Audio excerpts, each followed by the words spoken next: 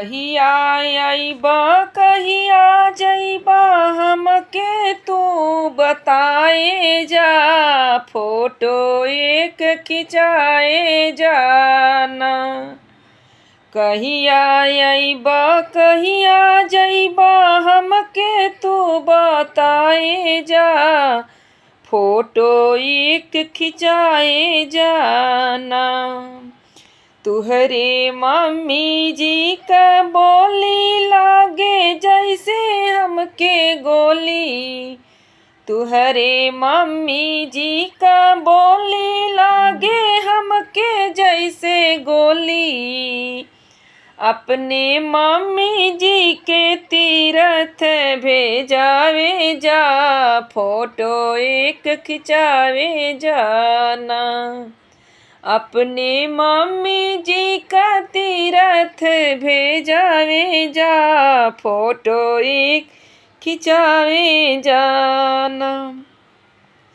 तुहरे भाभी जी का बोली लागे जैसे गोली। तुहरे भाभी जी का बोली लागे जैसे गोली। अपने भाभी के अलगा कराए जा। फोटो एक खिंचाए जाना।